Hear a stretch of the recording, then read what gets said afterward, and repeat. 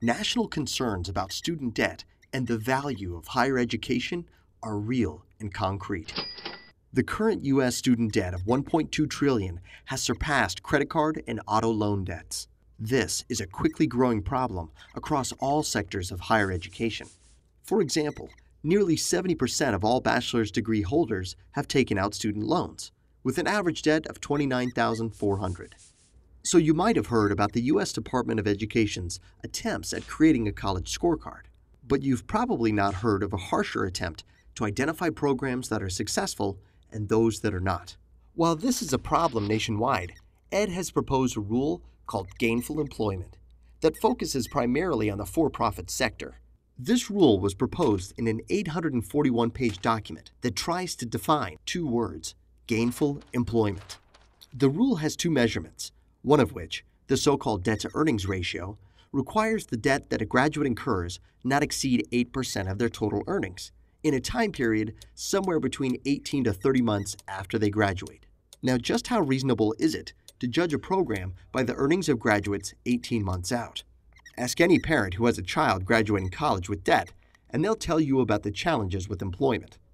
Most people don't value their investment in education based on the earnings of their child 18 months after graduating. It's just too early. All studies show that the earnings of college graduates increase over time. Is an 8% debt-to-earnings ratio reasonable? Studies indicate that between 30 and 50% of all programs across the country would fail this rule. A 2013 government study of debt-to-earnings of bachelor grads at all public, nonprofit, and for-profit colleges show a national average of 13%. 12% for public colleges, 16% for private nonprofit, and 13% for for-profit. All sectors were above 8%. The University of Texas has released debt-to-earnings data for all of its programs, and between 30 and 50% of its programs would fail this rule. Since the data shows an average debt-to-earnings ratio of 13%, and so many of University of Texas programs would fail this rule, doesn't Ed's proposed rate of 8% seem totally unreasonable? And how can you measure program quality without a graduation rate? The rule is supposed to measure program quality, but does not require a graduation rate.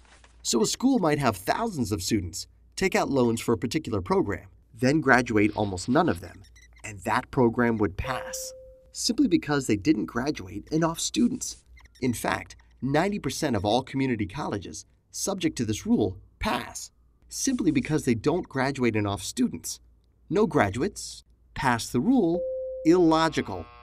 If the rule is supposed to measure program quality, then why do so few programs fail at the public institutions with the highest default rates and the highest number of defaulters?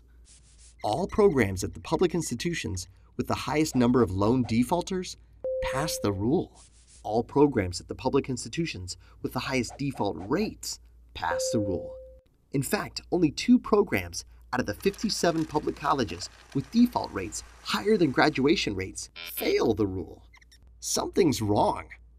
President Obama is on the right track with his proposal to create a new ratings plan to identify those metrics that will help consumers compare all colleges based on their affordability and value.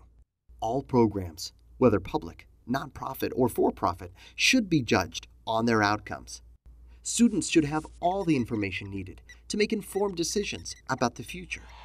They should be able to choose the right college by comparing all degree programs in the field of their choice. So what does this mean? In summary, Ed has released debt-to-earnings data for all for-profit colleges, but has not released the same debt-to-earnings data for public and nonprofit colleges.